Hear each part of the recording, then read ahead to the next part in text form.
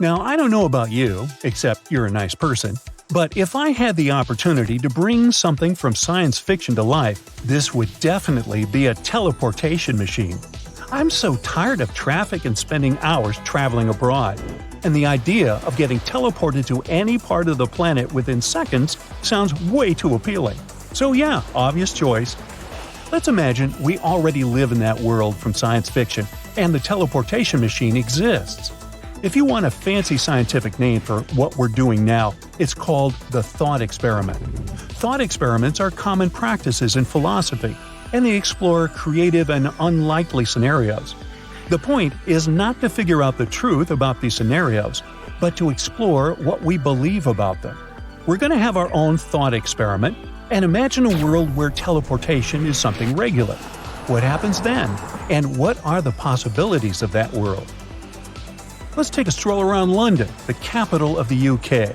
Yes, it's still the capital of the UK, even in this reality. See that red telephone booth? Let's walk in. No, I don't want you to call your grandma and ask her about her week, even though you probably should do it later. In this world, the telephone booth is a teleportation machine. Because, really, who needs them to make calls anymore? They're utilized for something more useful these days. So now, all you need to do is choose your destination. Use the numbers to type in the zip code of where you want to go. Now, on the screen, you see some options. Those are the exact coordinates of the teleports in your destination area. Of course, you just can't teleport yourself to any random place. This is not safe, because you can bump into someone who's already there. So there are special locations. Where do you want to go? New York? Okay, type in 10020. Now, you need to pick a location. Let it be this place. It used to be a newspaper kiosk. Yes, those were utilized too, because no one reads newspapers anymore.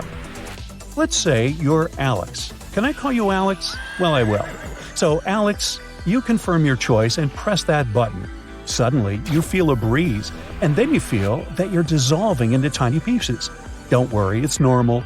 You're getting scanned, and your body, your consciousness, your feelings and emotions, your experiences, your skills, all of you just turn into atoms. It doesn't hurt.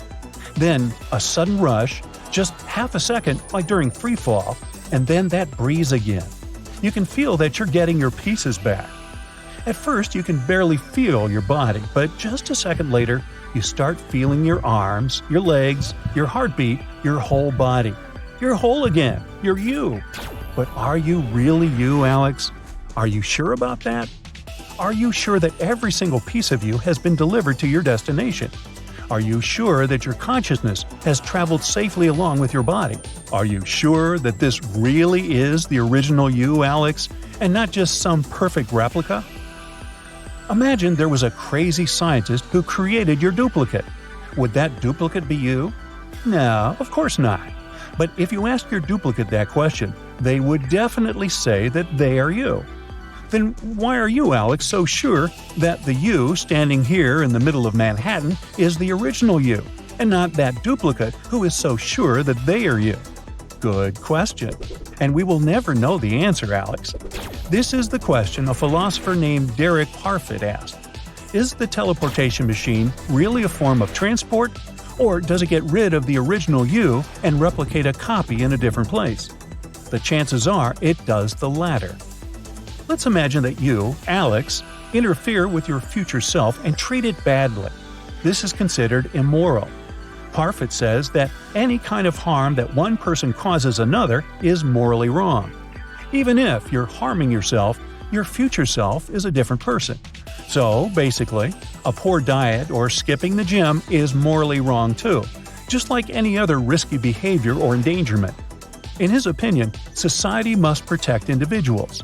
That's why, in Parfit's philosophy, teleportation is wrong.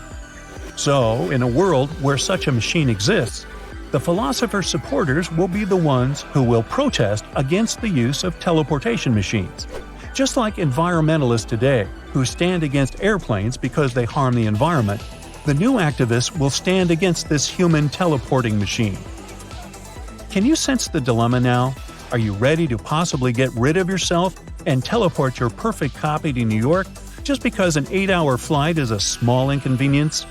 Okay, I understand that maybe your body can be broken into millions of particles and then get swiftly transported to a different place and get put together again. But it's hard to imagine how the trick could possibly work with your consciousness. It's non-material, you can't split it into anything. Then, how does it travel? On the other hand, you, Alex, fall asleep every night and then wake up the next morning. We can't know for sure that yesterday's version of us doesn't just vanish, and today's version isn't a new one, and there won't be another you tomorrow. Maybe we regenerate every night. If that's so, then teleportation won't be any worse than falling asleep every night, like we've always been doing ever since we appeared on Earth. Or maybe there's a new replica of us every time we enter a different room. There's a possibility we're regenerating all the time without even realizing it. And here's one last paradox for you. 2,000 years ago, Theseus founded Athens. The guy had a ship, and over the years, the ship started to decay. So people started renovating it plank by plank until there was not a single piece left on the ship that had been there originally. So Theseus' ship is practically made of new material. Then, is it still Theseus' ship, or is it something else now? If it's not the original ship anymore, then at what point does it stop being the ship of Theseus and become something else? Some might think it happens when the first plank is replaced. Others will argue that it transitions before the last plank is replaced. And someone else will say it happens somewhere in between. Now, the same thing actually happens to us humans. We regenerate all the time. Some organs live seconds and minutes, others last hours. But the regeneration process happens all the time, and we're not the exact same person throughout our lives. Then, how is it different from teleportation? Sure, when you, Alex, step into that machine, you're about to vanish. But it's not going to be any different from how you vanished since you started watching this video. While you were watching, the previous version of you disappeared. And if you're ever teletransported to New York, it's not going to be any different. Anyway, possibly destroying your original self isn't the only problem. Actually, Derek Parfit was describing his ideas on teleportation on the example of moving from Earth to Mars, and he went even further. Let's say humans got concerned and managed to upgrade the teleportation machine.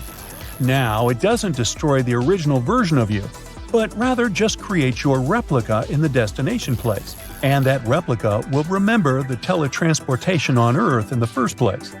Now, there are practically two of you in the universe. Let's say you two get to meet. Then you, Alex, can talk to your perfect replica. But since you can talk to them, then that means that they are not you.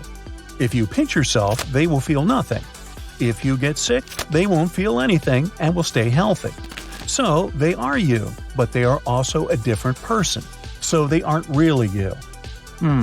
Okay, I'm going to have to go and untwist my brain from all that. Bye for now. That's it for today. So hey, if you pacified your curiosity, then give the video a like and share it with your friends. Or if you want more, just click on these videos and stay on the bright side.